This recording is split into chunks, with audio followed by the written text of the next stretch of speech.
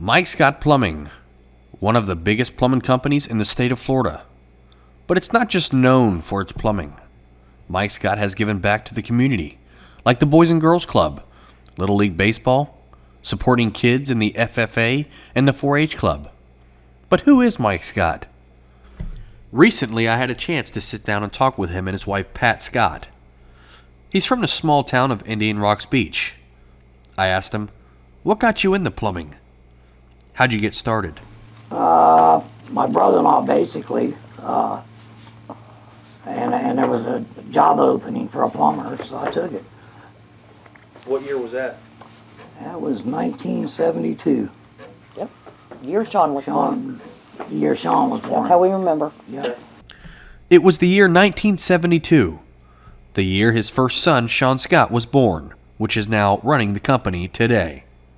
In 1980, Mike Scott decided to move to Citrus County with his family. 6 years later, he started his own business, and it wasn't always easy. Well, first year was a really hard time. We paid our bills, but it was a little stressful because, you weren't sure you were going to have an income, but Mike worked very hard.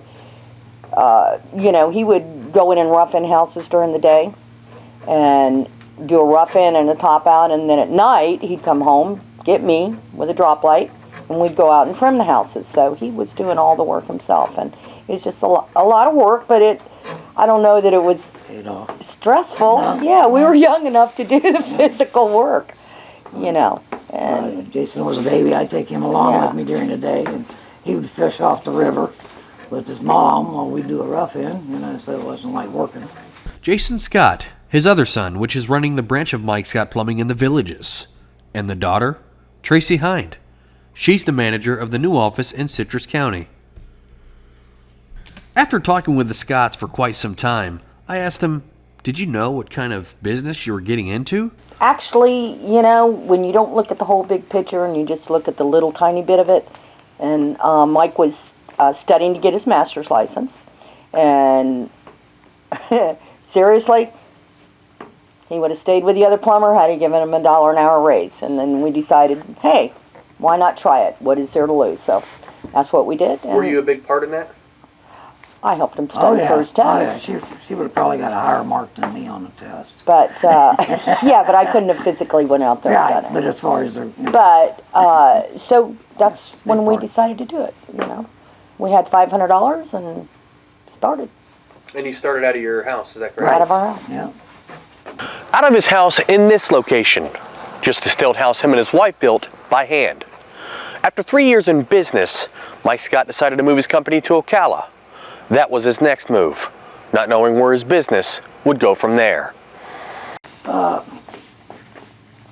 We knew it was going to grow, but I don't think we realized we were going to grow the way we grew. I mean, we had a smaller subdivision that was pretty busy for us. And at the time, there wasn't a whole lot of plumbers that did that kind of work. So we pretty much started picking up all that work. And I don't think we realized how big and how fast we were going to grow. That small subdivision was on top of the world. Scott says that was his bread and butter. What was the easiest, or should I say the best time in the business? The best times now.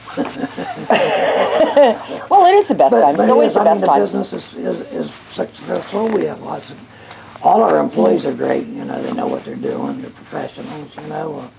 It's just keeping up with the work's our biggest concern at the time. Yeah, after maybe about 5 years, once you realized that, we could make it, we had a good name out there, the work was there, and we could get the employees, and and that the kids had a future with the business too. That was probably the best time because the stress was gone. Always the plan. Mike always to run the business anyway. And Mike got his jazz out of kind of like Sean gets his jazz.